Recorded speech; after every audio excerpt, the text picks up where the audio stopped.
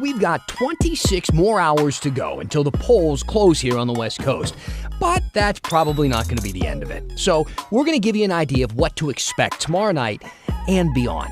And after the summer we've had, a lot of people are worried about potential violence and armed extremist groups. So let's see what the experts have to say. Things are different this time because of social media and the spread of these conspiracy theories. And you remember Florida's hanging chads back in 2000? Well, turns out they were a thing in Oregon, too. Tug at them, tear them, whatever you need, because just scratching this one still has not come off. Here's the election story. Let's hang with Dan. How about that? Welcome to the story, or the election stories, we're calling it tonight.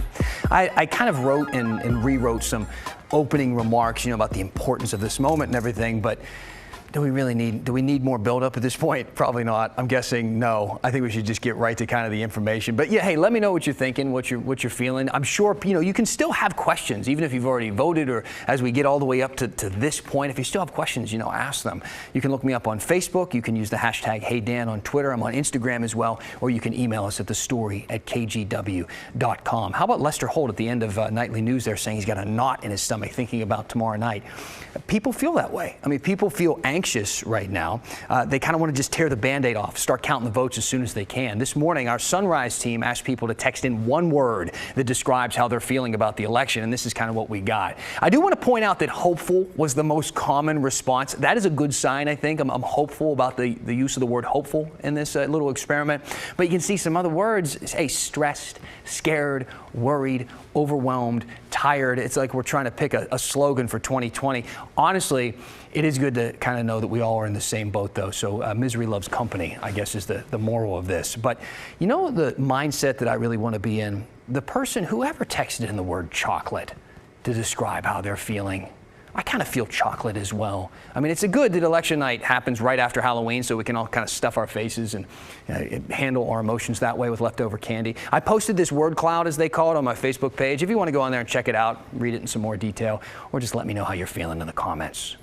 Now, we want to try and ease your anxiety, that knot that might be in your stomach, just a little bit, by giving you an idea of what you can expect tomorrow night. Because, as you probably know, it's going to be a little different than most elections. Here's Kyla Boshi. Watching election night is an American tradition. From the NBC News Election Center in New York, here are Tom Brokaw and John Chancellor. Good evening and welcome to NBC News' coverage of the 1980 presidential election. But this year may look and feel a little different because more people than ever are voting by mail due to the pandemic. So what can you expect? In Oregon, election results will come fast and early. At 8 p.m., Multnomah County expects to release results for 70 to 80% of the votes cast for the election because of high early turnout. Here in Oregon, I think we may know more early on election night about results than we perhaps ever have before. Betsy Hammond of the Oregonian predicts within minutes, its decision desk will be able to call some local races based on a mathematical formula calculating early results, historic trends, and how many votes have yet to come in. I expect we will call at least one and probably a few more races as early as 8-10. We've done that time and time again. Multnomah County anticipates additional numbers will be released every hour and a half. The state should have a pretty clear picture of its election results by mid to late evening. National results could take longer. In fact, some experts say there's a good chance we won't know who won the presidential election on election night. It just is going to take time when you've got millions more people participating. Political science professor Chris Shortell from Portland State University explained, counting ballots received by mail takes time, and unlike Oregon, some states don't allow absentee ballots to be processed until Election Day. And so that's going to put those jurisdictions just a little bit further behind as they're dealing with a significantly increased volume of votes that they're having to process through. NBC political director Chuck Todd explained the networks will be especially cautious in calling the presidential race based on their own state-by-state projections. We're not going to call the presidency until we've called enough states where one candidate has gotten the 270 that they need for the electoral votes. Complicated vote counts, mail-in ballots, and record early voting could make it difficult for news organizations to declare who won the presidency. So, as we like to say, stay tuned. Election night could drag on for several days. And if you're scrolling through social media on election night, be on the lookout for viral disinformation. Don't be fooled by bogus news articles or memes calling the election before mainstream news outlets. Kyle Aboshi, KGW News. Now, I don't want to keep harping on like the tensions that everybody's feeling, but it's palpable and it's real, and you can feel it locally and across the country. Oregon recently got named one of 5 states with the highest risk of violence on or near Election Day. Kristen Severance talked to an expert to find out exactly why. Clashes like this one over the summer between Black Lives Matter protesters and members of the Proud Boys is one reason the authors of a national report said Oregon should be on alert for violence this November 3rd. The report was put out by ACLED, a crisis mapping project, and Militia Watch. Now, what do you want people to know when they see, reports like that? I think it's something that reports that the potential for violence exists are not inaccurate, but it shouldn't be overstated. Ren Cannon is the special agent in charge of the Portland FBI. He said they are not tracking a specific threat of violence right now in Oregon regarding the election. What we have a concern about within law enforcement is that there have been ongoing protests around the country and in Portland, as we all know, and some of those have had clashes between opposing groups in which firearms have been present. The report lists right-wing extremists like the Proud Boys, Patriot Prayer, 3 Percenters, Boogaloo Boys, and the Sons of Liberty as being active in the state since the summer. It says Portland has been a long-term battleground for struggles between armed and unarmed right and left-wing groups. That history and events this summer is a big reason why they say we're at risk of seeing violence this week, just as anti-mask protests have been a catalyzing force in other regions. It is actually a hotbed for sort of the new wave of sort of extremists and militia organizing. Angelo Carasone is the CEO of Media Matters, a nonprofit media watchdog organization. The left-leaning group monitors 55,000 hours of TV, radio, and digital streams and social media. He said it's not just the presence of these groups that's concerning, it's their messages on social media that can sometimes lead to real-world consequences. His example, the never-ending stream of false claims Antifa started the Oregon wildfires. They didn't. You started to see false reports that it was Antifa that was starting wildfires. And that, of course, led to a response from sort of, a few but sort of extreme right-wing individuals who then started to feel like they needed to come out armed and to defend themselves. And the reason that is a relevant example here is that's the exact same thing we're seeing as it relates to the election, which is that these, false reports of malfeasance in the vote counts, or, maybe this, Black Lives Matter or Antifa or the Democrats are going to try to steal it. Therefore, you have to go and defend, the results of the election by showing up or preparing to show up and show up armed. Again, there has been no specific threat in Oregon. Randy Blazak with the Coalition Against Hate Crimes, who studies hate groups, said he understands, though, why people are on edge. I think as someone who's been through this a few times, like Y2K, we hope that it's a lot of nothing. And we just go through Inauguration Day and everything's, anticlimactic. But things are different this time. And things are different this time because of social media and the spread of these conspiracy theories. The way the word socialism and communism is thrown around in 2020 makes it feel like 1953. His advice, report what you see online or in the real world to police. It's a little bit of a cliche, but if you see something, say something. These past plots have been broken up because community members said, I heard some explosions going off on the property next door, or I noticed a lot of armed people going into a house, or I was involved in something that started to look a little bit violent, and I reported it to law enforcement. And if you don't feel comfortable talking to the local cops, call the FBI. I'm Kristen Severance, KGW News. All right, Randy Blazak there. Kristen interviewed him just at the end of the piece there. He was talking about what you're going to see online, what people are going to be sharing, all the misinformation that we know is going to start to circulate. Some things that are just flat out untrue, you will start to see in posts tomorrow around the time elections and votes are being counted. That's just the reality of the internet these days. And we spoke with a misinformation expert at WSU Vancouver. He actually thinks, though, that since there are some pros here of being a mail-in voting state in Oregon and Washington, they could actually help combat misinformation on the local level. Many other states are, of course, approaching mail-in voting, absentee voting at whatever level for the first time. And that novelty is a lot of the risk, right? People don't know how it's supposed to work. People don't know the context. People make mistakes. And with all of those things, those are sort of opportunities for misinformation, disinformation. So we're really lucky that we live in these two states that have practiced mail-in for so long.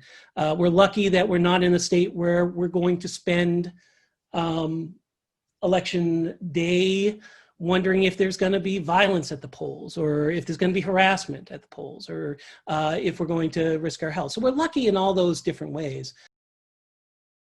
Now, as we speak of mail-in voting, why don't we take a look at voter turnout real quick. We're going to start with Oregon. Nearly 2 million people have turned in their ballots with just 1 day left to vote. That's almost 67% of all registered voters. If we take a look at Washington now, nearly 3.3 million people have gotten their ballots in. That's almost the same turnout rate as Oregon, with a little bit more than 67% of voters. Now, if you haven't voted yet, listen up here. This is extremely important if you want your vote to count. I know you do. If you live in Oregon, do not put your ballot in the mail. It is too late for that. You can't mail it at this point. If you want to get it to the county elections office on time, you have to drop it off in an official ballot drop box only. You can find out where they are on the Secretary of State's website. Hop on there and check it out. There's probably one closer to you than you think. If you're a Washington voter, you can still mail your ballot in as long as it's postmarked by tomorrow. If you want to be on the safe side, I would just go ahead and put it in one of their official drop boxes. We relearned how the Electoral College works, like we do every 4 years. But what happens when things don't exactly go as planned? And let's take a look at what they're saying on a national level about one of the most competitive races in our area. I think it was easier to run as a Republican 2 years ago in Washington State than it is this cycle, and it wasn't good in either cycle. When the election story continues. Welcome back. At the top of the show, I asked you to join in on some of our group therapy and to hop on my Facebook page and just leave a comment telling how you're feeling about the election tomorrow. I want to take a look at a couple of the responses right now. Janet says, totally stressed. This is not how an election should be. Well, you know, it's important right now, and important things can be stressful, but a lot of you are saying something similar.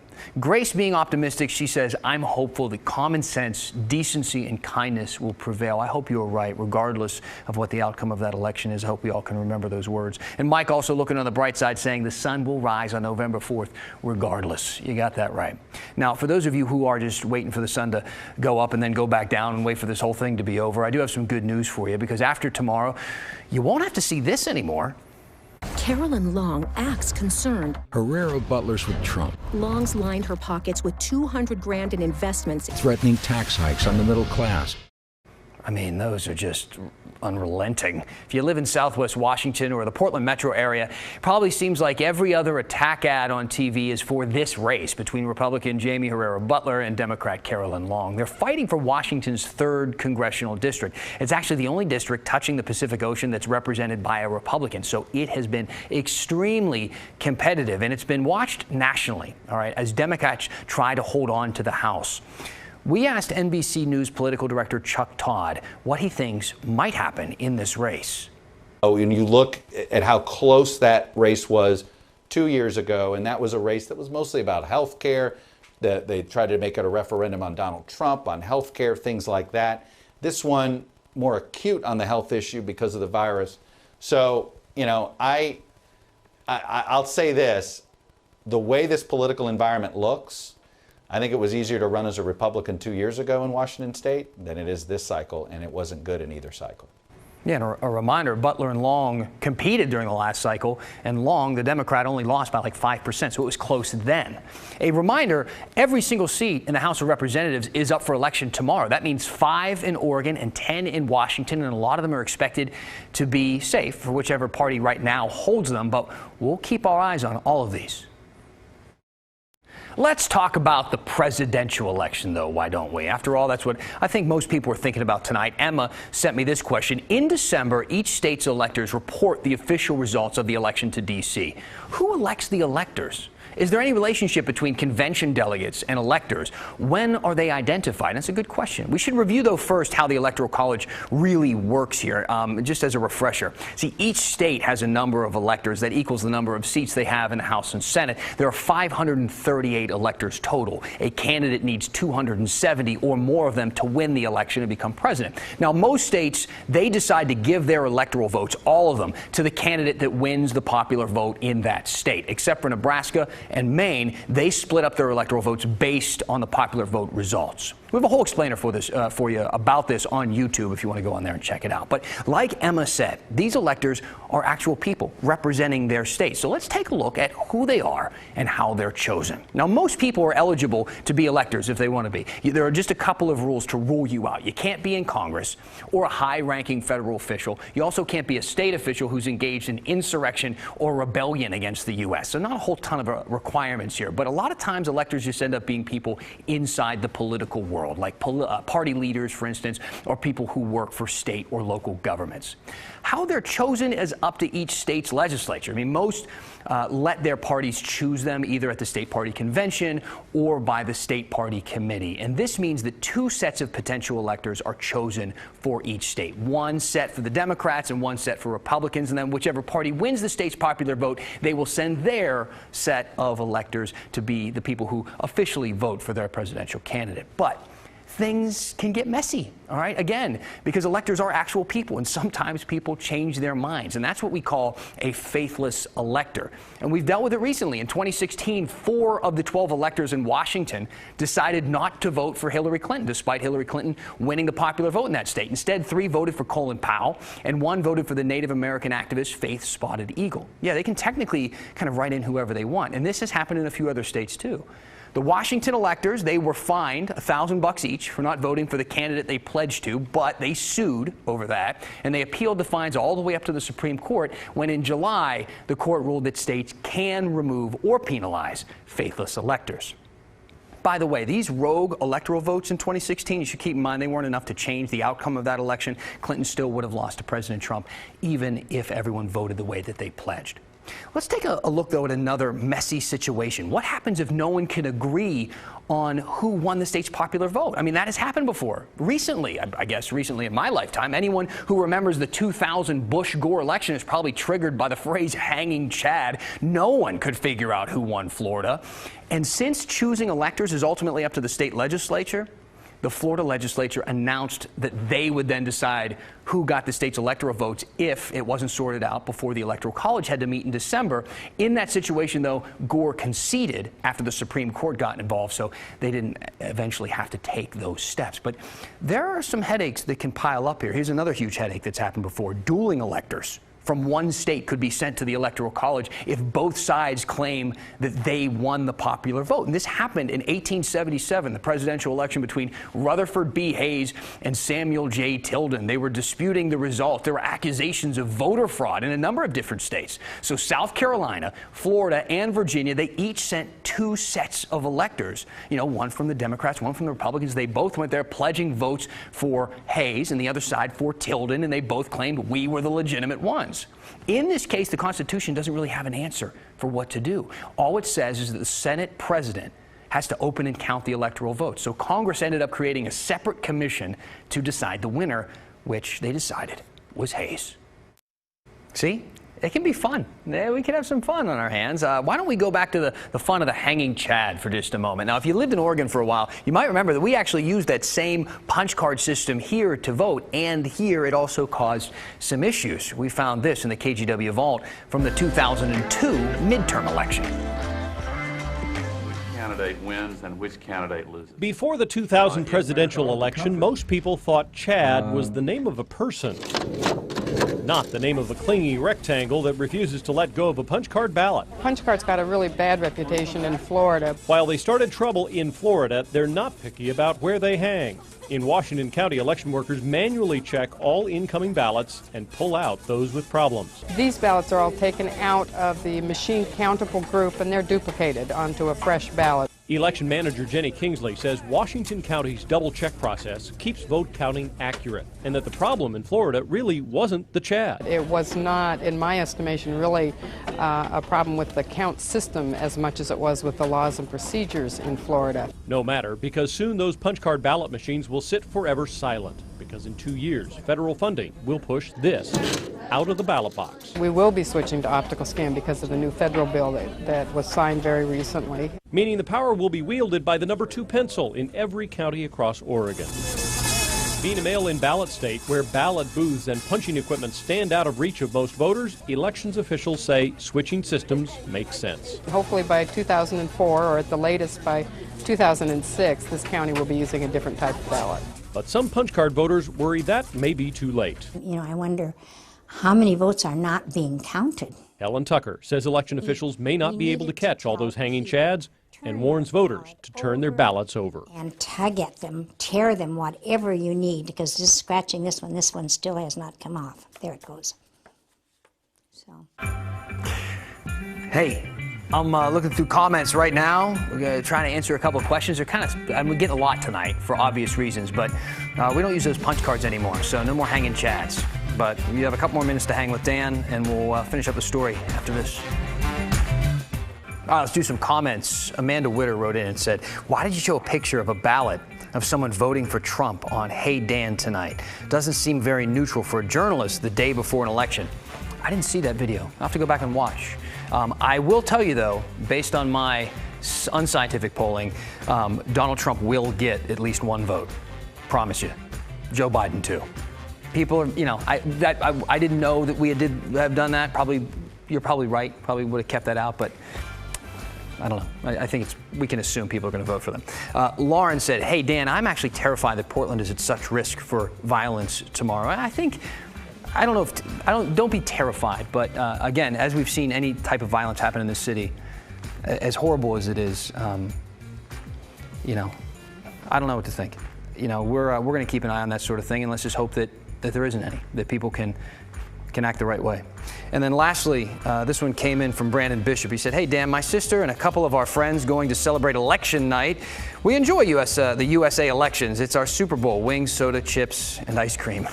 You know, I don't know that a lot of people are going to be taking that stance this year, but at the end of the day, this is our democracy, and this is one of the proudest things that we can do as a nation. So, you know, have some pride in this process, and hopefully everybody else involved in it will too.